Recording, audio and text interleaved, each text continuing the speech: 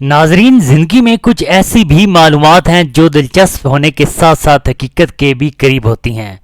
آج ہم بھی آپ کو ایک ایسی معلومات فراہم کریں گے جو یقیناً دلچسپ اور حقیقت پر مبنی ہوگی۔ ناظرین، کہتے ہیں کہ جان ہے تو جہان ہے۔ آپ جتنا زیادہ جسمانی طور پر تھکنے والا کام کریں گے تو آپ تندرست اور توانا رہیں گے۔ قدیم دور کی بات کریں تو لوگوں کی لمبی عمر اور تندرستی کا بھی یہی راز تھا کہ وہ ہر کام ہاتھ اور محنت سے کرتے تھے۔ مشینری کے اس دور نے لوگوں کو سست اور کمزور کر دیا۔ آج ہم بات کریں گے سائیکل کی کہ سائیکل معیشت کی دشمن ہے۔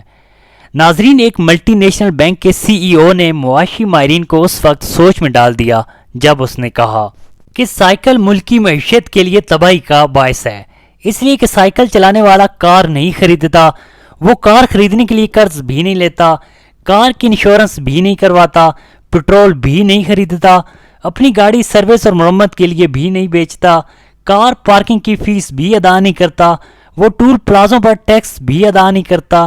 سائیکل چلانے کی وجہ سے وہ صحت مند رہتا ہے، موٹا بھی نہیں ہوتا، صحت مند رہنے کے باعث وہ دوائیں بھی نہیں خریدتا، ہسپتالوں اور ڈاکٹروں کے پاس بھی نہیں جاتا، حتیٰ کہ ملک کے جی ڈی پی میں کچھ بھی شامل نہیں کرتا۔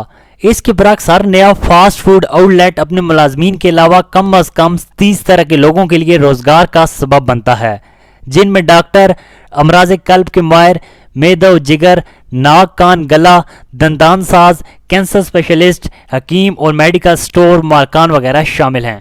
ناظرین، چنانچہ یہ بات ثابت ہوئی کہ سائیکل معیشت کی دشمن اور مضبوط معیشت کے لیے صحت مند افراد سخت نقصان دہ ہیں۔ پیدل چلنے والے معیشت کے لیے اور بھی زیادہ خطرناک ہیں کیونکہ وہ سائیکل بھی نہیں خریدتے۔